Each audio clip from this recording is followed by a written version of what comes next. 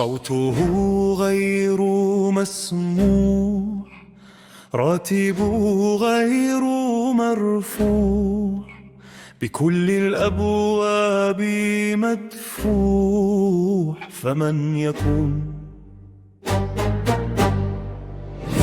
في كل مكان مهان، يعامل بكل امتهان، حياته كلها امتحان. فمن يكون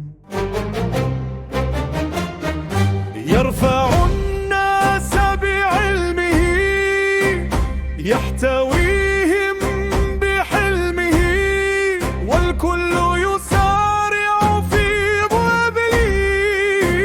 فمن يكون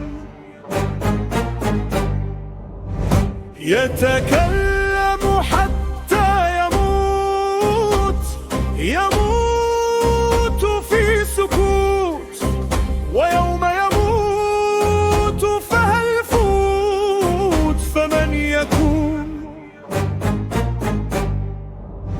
وإن نجا من الموت وعاش، ينتظر بود المعاش، حين يقيل الكشف أو يصبح نزيل حجرة الإنعاش. فمن يكون يعاني من الأمراض والأوجاع، لا يلتفت إليه إذا شب أوجاع، يسخر منه السفهاء والرعاع، مع أن وجوده يحميهم من الضياع. فمن يكون عمله يهلك الأعصاب، مواضيعه صعبة الإعراب، في النهاية يكتشف أن المحصل ليس إلا سراب. فمن يكون عمله كله معاناة، يحتاج إلى قوة وثبات، يعاني من الولادة حتى الممات، لا يحصل إلا على فتات. فمن يكون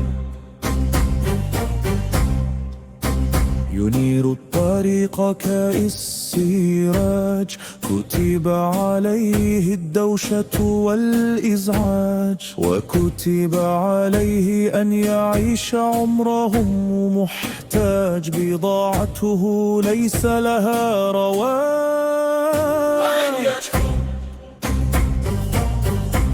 يقوم بالشرح والإيضاح، يهدي للناس النجاة، يعلمهم للهدى والصلاح، ولا طائل من ذلك ولا أرباح.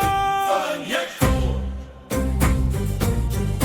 ضاع عمره في التعليم وشاخ، تعب مع الناس ولف وداخ، أرهقوا إصلاح لمخاخات، ومن كلها مطبات وفخار.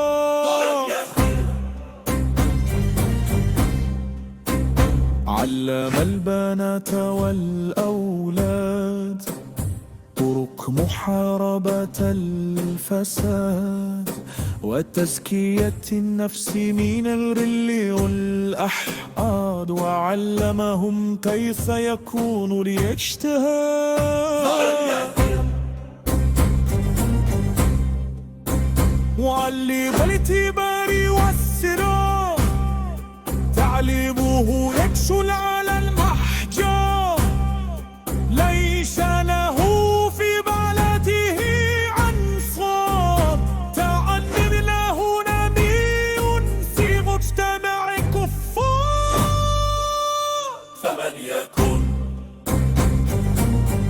يعلم له اللم والسعيد والأباس، دماء التاريخ ينبي ويجاف، في أصل الثالث بكل